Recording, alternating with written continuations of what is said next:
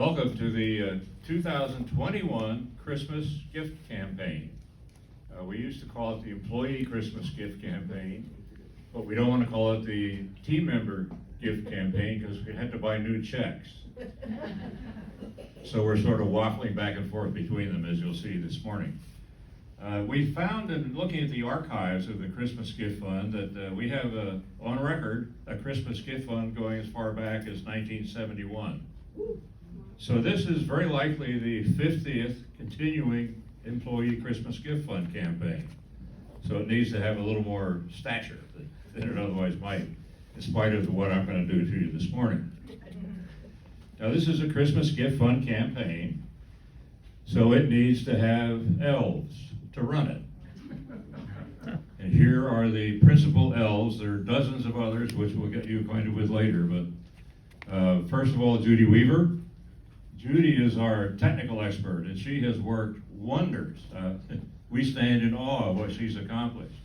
We get a file from Human Resources, put it in one end of the machinery, and the other end out pops a signed check. It's wonderful. Now, elves are numerous, so we'll move on to Walter Fike, who's the elf in charge of communication. Anything you see and hear about this campaign, Walter had a hand in it, including talking me into doing this morning. So, way to go, Walter. Walter Johnson is the money man. Walter handles the collection of the contributions, does all the banking work, keeps the checkbook balanced and everything else, and it's a very busy job. And then my job as an elf is to do pretty much everything the other three guys don't want to do. So I'm having a pretty good time. Now, as elves, elves need to be have an identity, and part of having an identity is to have an outfit. So we elves have an outfit. If you'll excuse me for just a moment.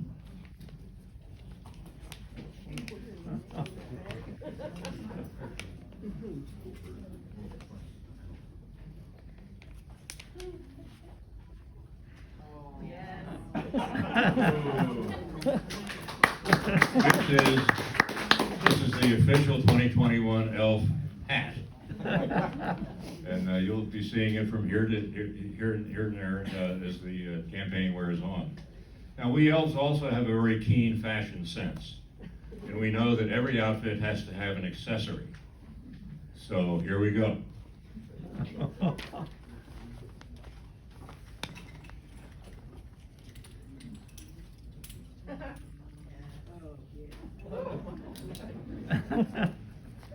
This is the official high fashion sense accessory for the elf outfit this year.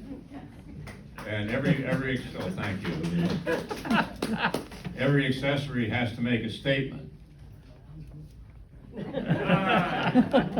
So there is our accessory and our statement. So now that we've established a solemn, dignified tone for this campaign, let's get down to business.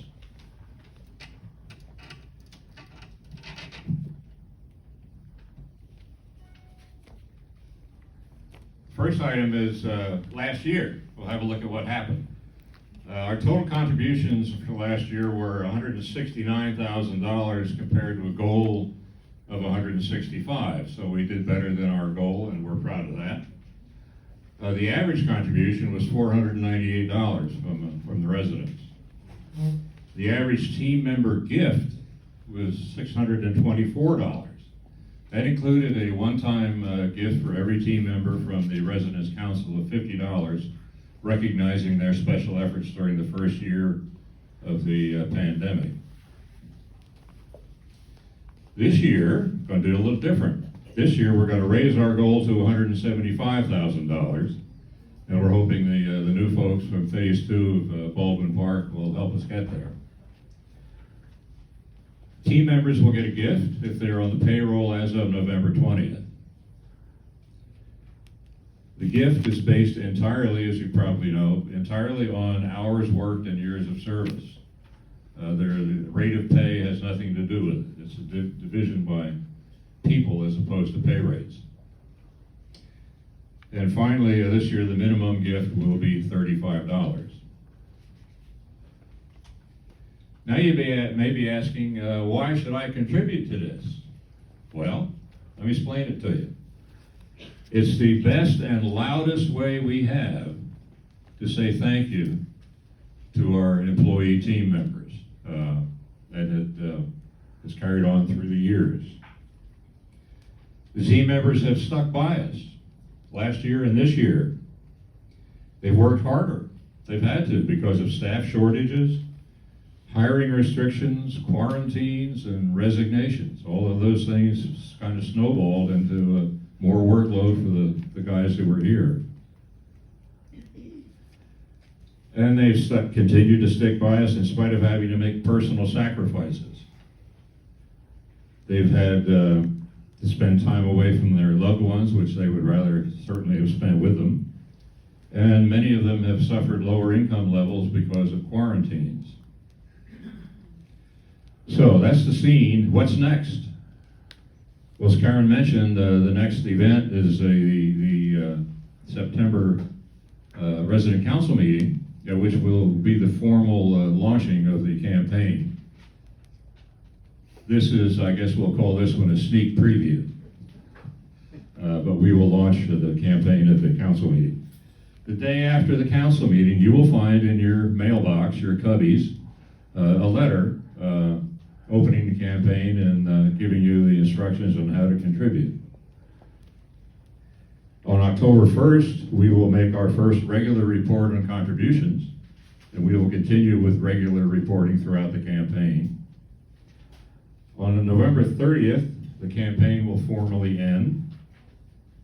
And on December 3rd, we will make our final contributions report to let you know how we all did together. On December 14th, and mark this on your calendar, is the team member gifts party. This is a big deal.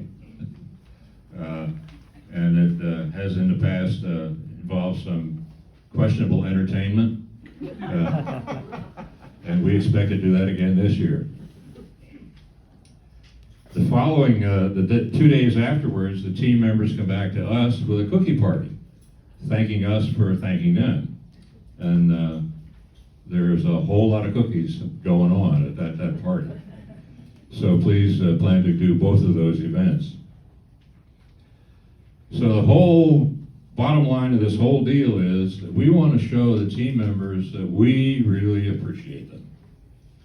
And ta-da! I believe we're going to do it.